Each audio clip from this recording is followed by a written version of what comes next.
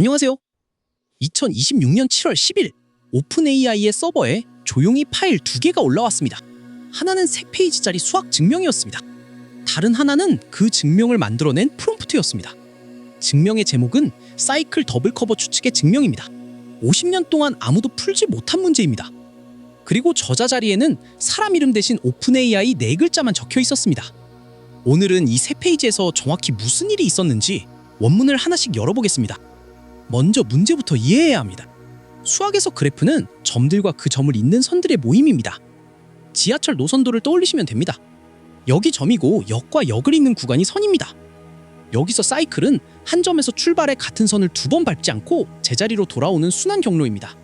그리고 다리라는 개념이 하나 더 필요합니다. 다리는 그 선 하나만 끊으면 그래프가 2조각으로 갈라지는 선입니다. 다리는 어떤 순환에도 들어갈 수 없습니다. 한번 건너가면 돌아올 길이 그 선밖에 없기 때문입니다. 그래서 조건이 하나 붙습니다. 다리가 하나도 없는 그래프여야 합니다. 이제 추측을 말씀드리겠습니다. 다리가 없는 그래프라면 사이클 몇 개를 잘 고를 수 있어서 모든 선이 정확히 2번씩 덮이게 만들 수 있다. 이게 전부입니다.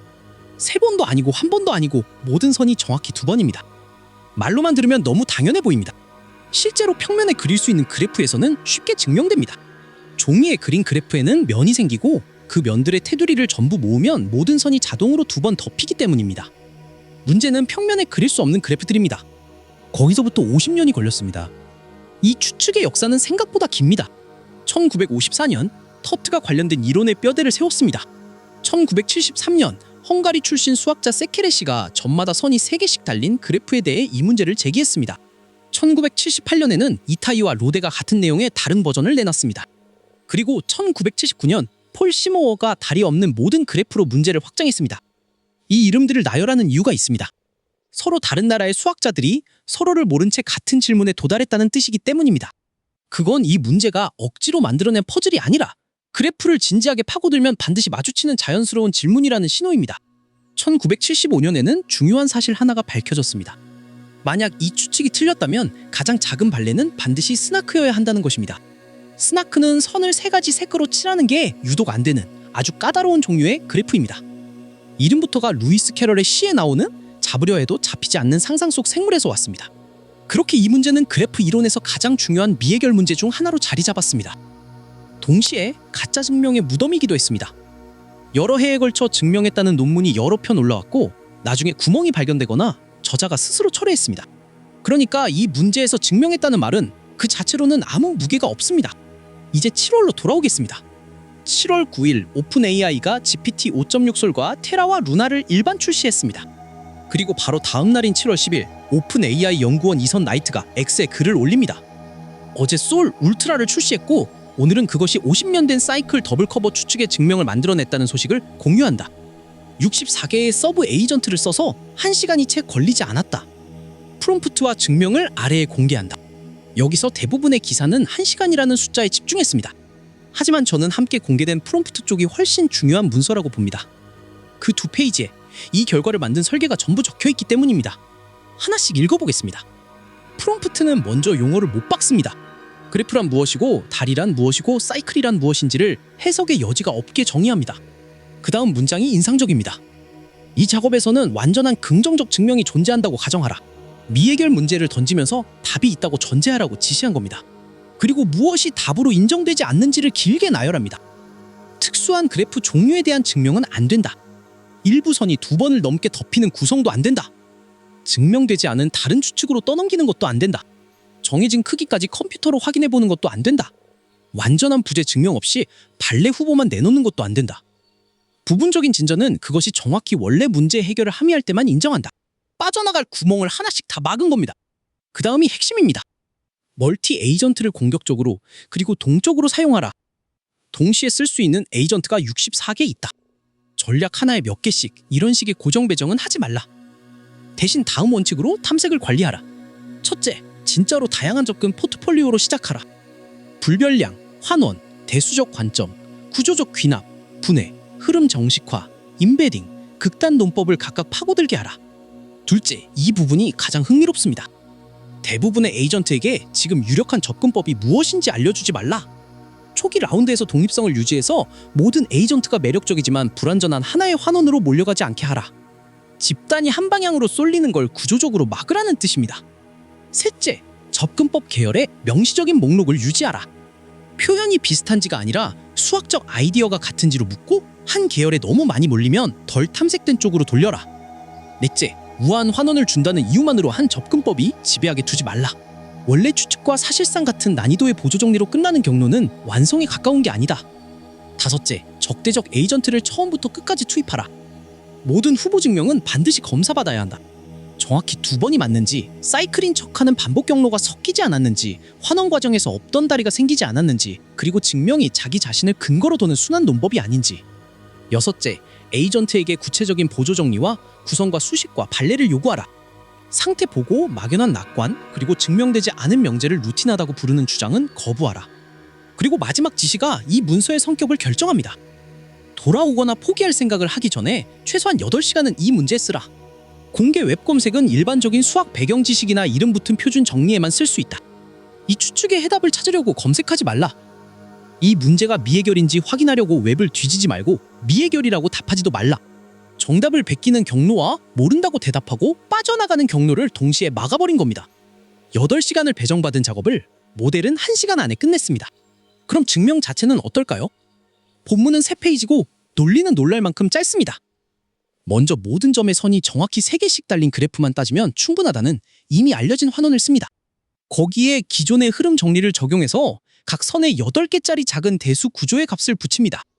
이 값들은 모든 점에서 합이 0이 되도록 잡혀 있습니다. 그 다음 이 라벨을 각 선마다 원소 2개짜리 집합으로 바꿉니다. 그렇게 하면 각 점 주변에서 모든 원소가 0번 아니면 2번 나타나게 만들 수 있고 그 순간 사이클 더블 커버가 자동으로 튀어나옵니다. 그리고 이 바꾸는 작업이 가능한지가 마지막에 초등적인 선형대수 문제 하나로 환원됩니다. 새로운 이론은 하나도 등장하지 않습니다. 전부 예전부터 있던 도구들입니다. 증명 문서에는 AI 사용 명시라는 항목이 따로 있습니다. 이 노트의 증명은 전적으로 GPT 5.6 솔 울트라에 의한 것이고 문서 작성은 코덱스로 했다. 맨체스터 대학의 수학자 토머스 블룸은 이 증명을 매우 좋은 증명이라고 평가했습니다. 초등적이고 1980년대에도 충분히 발견될 수 있었던 종류라고 했습니다. 그러면서 왜 사람이 아니라 기계가 먼저 찾았는지에 대해 한 가지 해석을 내놨습니다. 인간 수학자라면 초반에 몇 번 실패하고 버렸을 접근의 작은 변형들을 이 모델은 끈질기게 계속 밀어붙였다는 겁니다. 천재적인 도약이 아니라 포기하지 않는 탐색이 답을 찾았다는 뜻입니다. 여기까지가 오픈 AI가 발표한 내용입니다. 이제 의심할 차례입니다. 첫째, 회사 서버에 올라온 PDF는 논문이 아닙니다. 동료 심사를 거치지 않았고 학술지에 실리지도 않았습니다. 둘째, 형식 검증이 없습니다. 링 같은 증명 검증기에 넣어서 기계적으로 확인한 게 아니라 사람이 읽어야 하는 자연어 증명입니다. 비교하자면 딥마인드의 알파 프루프는 답안을 린으로 형식화해서 맞는지 기계가 판정할 수 있었습니다. 셋째, 앞서 말씀드린 것처럼 이 추측은 가짜 증명 전력이 있는 문제입니다. 그래서 발표 직후 며칠 동안 나온 기사 제목들은 대체로 이랬습니다. 아무도 확인해주지 못했다. 블룸은 다른 지점도 지적했습니다. 증명의 핵심 아이디어가 1983년 베르몬과 잭슨과 예거의 논문까지 거슬러 올라가는데 그 논문이 언급되지 않았다는 겁니다. 이 문서만 읽은 사람은 전략 자체를 AI가 발명했다고 오해할 수 있다는 우려입니다. 그리고 이건 AI가 만든 증명과 논문에서 자주 나타나는 문제라고 덧붙였습니다. 문헌에 있는 아이디어와 증명 전략을 가져다 쓰면서 제대로 인용하지 않는다는 겁니다. 여기까지가 7월 중순의 분위기였습니다. 그런데 일주일 뒤에 반전이 있었습니다. 7월 17일 아카이브에 논문 한 편이 올라옵니다. 제목은 오픈 AI의 사이클 더블 커버 추측 증명 해설입니다. 저자는 엄상일 교수입니다. 대전에 있는 기초과학연구원 이산수학그룹의 단장이고 그래프 이론이 전공입니다. 그런데 이 사람의 이력에 특별한 항목이 하나 있습니다. 엄상일 교수의 프린스턴 박사과정 지도교수가 폴 시머어입니다. 1979년에 이 추측을 제기한 바로 그 사람입니다. 추측을 낸 사람의 제자가 50년 뒤에 기계가 내놓은 답안을 직접 뜯어본 겁니다. 논문의 초록은 담담합니다. 2026년 7월 오픈 AI가 증명을 발표했다. 이 해설은 그 증명을 더 접근하기 쉽게 만들기 위한 약간의 수정과 함께 제시한다. 수정한 부분은 2군데라고 밝혀놨습니다. 하나는 각선의 2값을 고르는 방식을 대칭적으로 바꾼 것입니다. 원래 증명은 각 점에서 특정한 선 하나를 골라야 했는데 그 임의성을 없앴습니다. 다른 하나는 마지막 선형대수 부분입니다. 원래 증명은 쌍대벡터 공간을 동원했는데 해설에서는 그걸 쓰지 않고 더 초등적인 사실 하나로 대체했습니다. 행렬의 열 공간이 왼쪽 영 공간의 직교 여 공간이라는 학부 선형대수에 나오는 사실입니다. 그리고 이 논문이 밝힌 목표가 결정적입니다. 증명 전체를 거의 자족적으로 제시해서 학부 고학년 학생에게 가르칠 수 있는 형태로 만드는 것. 이 문장의 무게를 짚고 넘어가야 합니다. 세계적인 그래프 이론 전문가가 일주일 동안 이 증명을 검토했고 구멍을 찾아 반박하는 대신 다시 써서 더 쉽게 만들었다는 뜻입니다. 수학에서 어떤 증명이 신뢰를 얻는 방식이 바로 이겁니다. 저자가 증명이라고 이름 붙여서가 아니라 다른 사람이 그 논증을 스스로 재구성할 수 있어서입니다. 물론 이 해설도 동료 심사는 아닙니다. 그리고 여기에도 AI 사용 명시가 붙어 있습니다. 개정 작업의 일부는 저자의 지도 아래 GPT 5.6으로 수행했다. 기계가 증명을 내고 사람이 검토하고 그 검토를 다시 기계가 돕는 구조입니다. 비슷한 시기에 두 번째 사례도 나왔습니다. 7월 19일에 보도된 건인데 이번에는 오픈 AI 바뀝니다. UC 버클리 산업공학과의 필립 커거 교수가 전혀 다른 분야에서 30년 묵은 문제를 닫았습니다. 1996년에 프로타소프가 내놓은 볼록 최적화 알고리즘 이야기입니다. 이 알고리즘은 차원이 D일 때 함수값을 대략 D의 제곱번 계산해야 했습니다. 그런데 30년 동안 아무도 정말로 D의 제곱만큼 필요한지를 증명하지 못했습니다. 증명된 하한은 D 수준에 머물러 있었습니다. 이 간극을 커거 교수가 닫았습니다. 방법은 10페이지짜리 프롬프트를 작성해서 GPT 5.6소를 2시간 반 동안 사람 손 없이 돌린 것이었습니다. 울트라 모드도 아니었습니다. 그리고 여기가 중요합니다. 결과의 핵심인 하한 부분을 린으로 형식 검증했습니다. 기계가 만든 증명을 기계가 다시 검증한 겁니다. 이 두 번째 사례가 첫 번째보다 조용했지만 신호로는 더 셀 수 있습니다. 만든 회사가 아닌 사람이 무관한 분야에서 독립적으로 검증까지 붙여서 재현했기 때문입니다. 그럼 이 두 사건은 무엇을 바꿨을까요? 저는 병목이 옮겨갔다고 봅니다. 지금까지 수학에서 어려운 일은 증명을 만들어내는 것이었습니다. 이제 그 부분이 몇 시간짜리 작업이 될 수 있다는 사례가 2건 생겼습니다. 대신 새로운 병목이 생겼습니다.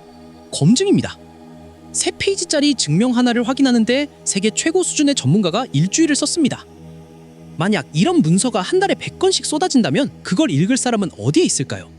그래서 커거 교수 사례에서 린으로 형식 검증한 부분이 중요한 겁니다. 기계가 증명을 대량으로 만드는 시대에는 기계가 검증하는 경로가 함께 커져야 합니다. 인용 문제도 같은 맥락입니다. 블룸이 지적한 것은 단순한 예의 문제가 아닙니다. 수학은 누가 무엇 위에 무엇을 쌓았는지를 추적하는 학문이고 그 사슬이 끊기면 지식의 계보가 흐려집니다. 기계가 문헌에서 배운 전략을 출처 없이 재조립해 내놓기 시작하면 이 계보를 누가 관리할지가 새 숙제가 됩니다. 마지막으로 이 사건이 수학을 끝냈느냐 하면 그건 아닙니다. 엄상일 교수의 해설 논문은 마지막에 관련 추측들을 정리하는데 거기에 강한 임베딩 추측이 있습니다. 모든 이중 연결 그래프는 어떤 곡면 위에 특별한 방식으로 그릴 수 있다는 추측입니다. 이 추측이 참이면 사이클 더블 커버는 자동으로 따라 나옵니다. 즉, 이번에 풀린 것보다 더 강한 명제입니다. 그리고 그건 지금도 미해결입니다. 문 하나가 열렸을 뿐 복도는 계속 이어져 있다는 뜻입니다. 정리하겠습니다. 7월 10일 64개의 에이전트가 1시간 안에 50년 된 추측의 증명을 3페이지로 내놨습니다. 함께 공개된 프롬프트는 다양성을 강제하고 쏠림을 막고 적대적 검증을 상시화하는 설계도였습니다. 7월 17일 추측을 제기한 사람의 제자가 그 증명을 학부생도 읽을 수 있게 다시 썼습니다. 7월 19일 다른 분야에서 다른 사람이 같은 일을 하고 형식 검증까지 붙였습니다. 아직 동료 심사는 끝나지 않았고 인용 문제는 남아 있습니다. 하지만 50년 동안 잠겨있던 문이 2주 만에 3번 흔들린 건 사실입니다. 이 영상의 진짜 완성은 여러분의 시청이었습니다. 제 영상을 완성해 주셔서 감사합니다.